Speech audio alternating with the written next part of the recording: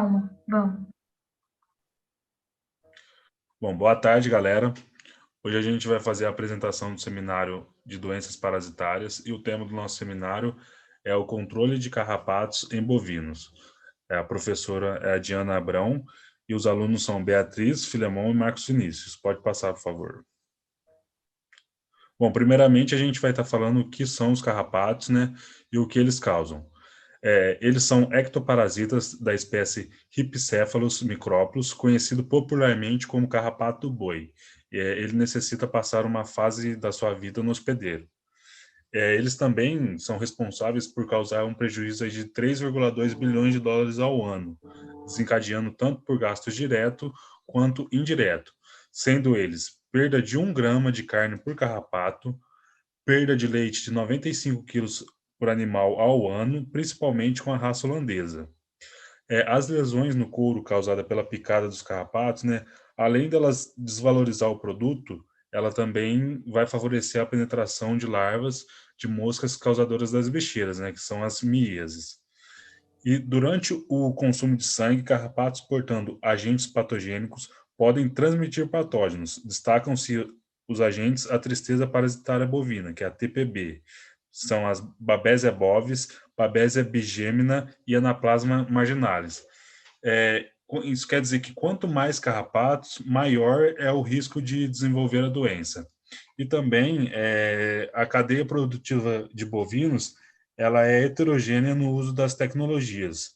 Isso quer dizer que, desde o sistema tradicional, onde o produtor define a compra do acaricida no balcão da loja de produtos veterinários, até sistemas sofisticados, onde o uso integrado de práticas de controle é desenhado, né, para o sistema produtivo em questão e reduz, assim, os impactos causados pelo controle. Pode passar, por favor. E como o controle age? A realização do controle tem mais como objetivo evitar a continuação do ciclo de vida dos carrapatos, dificultando a sua sobrevivência até a erradicação. E aí existem diversos métodos de controle, como o controle químico, a homeopatia, o controle biológico, a fitoterapia, mas a utilização de qualquer um desses métodos necessita um planejamento e um conhecimento do ciclo de vida desses parasitas para que se evite o aumento da resistência dos carrapatos e também outros problemas. Aí a gente fez um ciclo de vida dos carrapatos e, um geral, começa na larva infectando o animal, a fêmea inicia o repasto sanguíneo, a fêmea, a teleógena, totalmente engurgitada, e aí a teleógena no solo, após o desprendimento do animal, ovos de carrapato, e aí há larvas de carrapato prontas para infectar o hospedeiro. As fêmeas são as principais consumidoras de sangue, que vai de 0,5 ml a 1 ml durante a sua vida. E o ciclo de vida parasitário tem uma duração média aí de 21 dias, e o macho permanece no bovino, sobrevivendo por um período de tempo até 2 vezes maior do que as fêmeas. O controle desse carrapato ele é bastante complexo, em virtude da interação de vários fatores, como a raça dos bovinos, a época do ano, as condições ambientais, o manejo e, por exemplo, a questão da raça, que também é muito importante levar em conta aí. A influência de fatores tais como também a idade, o sexo, a estação do ano, o tipo de pastagem deve ser levado em consideração também. Mas, em algumas pesquisas, demonstram que na implementação de mecanismo estratégico de controle ao carrapato, deve levar em consideração as condições climáticas, também as características genéticas do animal e o tipo de manejo de cada região. Passa, por favor. E sobre o controle químico. Ele é realizado utilizando carrapaticidas com princípios ativos como o organofosforados, formamidinas, piretroides, ivermectinas, fenilpirazole e fluazuram. E algumas recomendações também devem ser seguidas para uma maior efetividade do método. O controle, ele sempre deve ser realizado no final do período da seca, e sempre escolhendo um acaricida com 90% de eficácia aí. Ele tem que ser aplicado de 5 a 6 banhos, com um intervalo de 21 dias entre cada um, e aí até onde se consiga uma infestação baixa, que é aproximadamente 20 carrapatos por animal. E no preparo e aplicação desse produto, quem vai fazer a aplicação tem que utilizar máscara, luva, roupa adequada e sempre banhar os animais a favor do vento, que aí evita a intoxicação e também evitar os dias de chuva e de muito sol. E aí, os animais recém-tratados, eles devem retornar às pastagens infestadas, porque aí eles vão funcionar como aspiradores dos carrapatos, que aí é onde eles estão à espera do hospedeiro, e aí, assim que ele infecta o animal, ele vai desgrudar pelo produto estar no corpo do animal. E aí, e também realizar a rotação sempre de pastagem.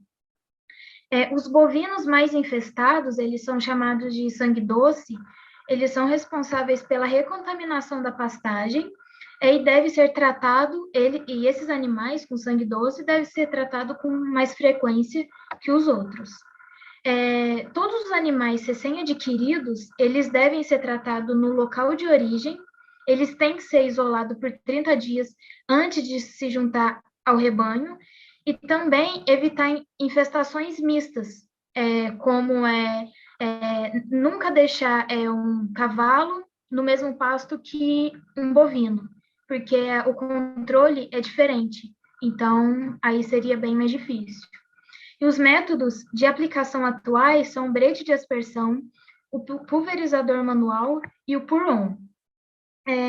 E além da adoção de algumas medidas complementares, como rotação de pastagem, como eu já falei, e descarte ou banho mais frequente dos animais mais sensíveis, como eu também disse, é imprescindível a escolha e o uso correto, tanto nas concentrações e na dose dos pesticidas por animal, frequência de aplicação e a mudança de produto quando necessária, que aí é bom sempre fazer uma mudança no máximo 2 anos. O uso desses produtos, ele tem aumentado cada vez mais e muitas vezes ocorre de forma indiscriminada, porque não tem o conhecimento técnico, causando uma seleção de carrapato resistente aos diferentes princípios ativos utilizados nos pesticidas. E esse controle desse parasita ainda é realizado principalmente com o uso químico. E isso é um sério problema pecuária, né? E entre eles, o fato de alguns lugares não existir mais produtos capazes de controlar eficientemente populações de carrapato, pelo uso incorreto desses carrapaticidas. Pode passar. E aí eu vou falar um pouquinho sobre as desvantagens do controle químico. O primeiro é a poluição ao meio ambiente, né?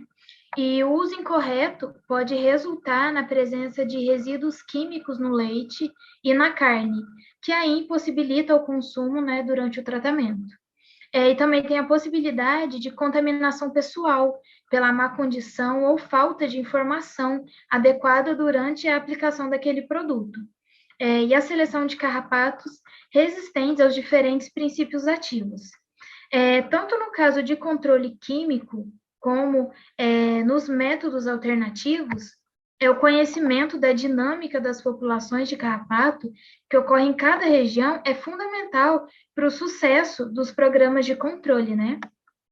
E uma das formas alternativas é que o desenvolvimento dessas formas para o controle desse carrapato merece um destaque maior, assim, nas pesquisas direcionadas ao uso do controle imunológico por meio de vacina e ao controle biológico, pelo uso de organismos endomopatogênicos e fitoterápicos.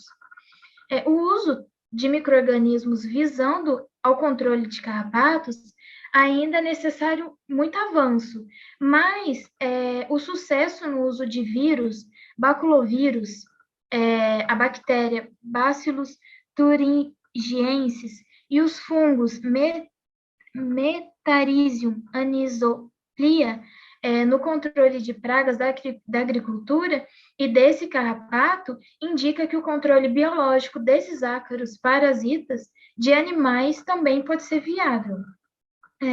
E uma alternativa promissora para o controle mais efetivo dessa praga seria a utilização de métodos imunológicos, mas o uso de vacinas ainda não substitui totalmente os métodos tradicionais de controle. Então, quer dizer que nunca vai poder ser descartado os métodos tradicionais.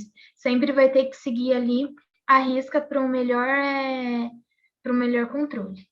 Pode passar. Homeopatia. Homeopatia é a cura pelos iguais, um método de tratamento alternativo ao controle químico, sendo muito eficiente e ótimo custo-benefício. Os homeopáticos são produzidos através de substâncias capazes de causar no indivíduo sintomas semelhantes ao apresentado, utilizando-se assim de substâncias vegetais, animais, minerais ou tecidos doentes para a preparação dos homeopáticos. A produção dos homeopáticos utiliza de uma parte da substância causadora dos sintomas, diluída em álcool, glicerina ou água, para que ela possa ser dissolvida e dinamizada. Quanto mais a substância é dinamizada, maior é a potência que ela obtém. Quando se utiliza uma substância vegetal ou animal, é necessário realizar uma tintura-mãe, que é uma solução alcoólica, coloca a planta na solução alcoólica e transfere os princípios ativos para a solução, através da dinamização da mistura dos dois elementos. Os homeopatas agem no carrapato através da dificultação da alimentação deles. Eles impedem a alimentação pelo sangue, sugar o sangue, e os carrapatos vão se ressecando, tipo, obtendo um aspecto mumificado. Um dos homeopáticos utilizados nos artigos foi o Ectoderm 30CH, que é a escala centesimal do homeopático. Os medicamentos possuem eficiência e irritabilidade, além de evitar a intoxicação da carne e do leite durante o tratamento. Quer dizer que você pode utilizar a carne ou leite normalmente durante o tratamento. Os fitoterápicos. Eles são uma classe de medicamentos fabricados a partir da matéria-prima vegetal, folha, raízes, ceras, óleos, extratos ou sementes de plantas que possuem alguma ação terapêutica e um princípio ativo. A diferença dos fitoterápicos por medicamentos atuais é que eles possuem menos processamento, tendo uma amplitude, um efeito melhor. Ele possui baixo custo e também uma contaminação ambiental menor. A utilização da fitoterapia faz com que os parasitas demorem um período maior para obter uma resistência, sendo bem viável a utilização desse método.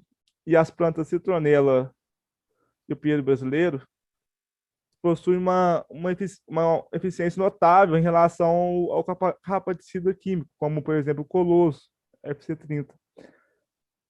Óleos de citronela também possuem uma ação muito boa contra larvas e fêmeas adultas nos bovinos. Aqui tem a referência. Bom, e para finalizar, né, fica evidente, então, a necessidade de desenvolvimento e adoção de novos métodos de controle associados, né, ao controle químico e, além disso, uma melhor orientação técnica sobre o manejo junto aos produtores rurais. E também o uso racional dos produtos são imprescindíveis para o prolongamento da vida útil e eficácia dos acaricidas no controle desse carrapato. Esse foi o nosso seminário e estão aí as nossas referências bibliográficas. Espero que vocês tenham gostado. Muito obrigado.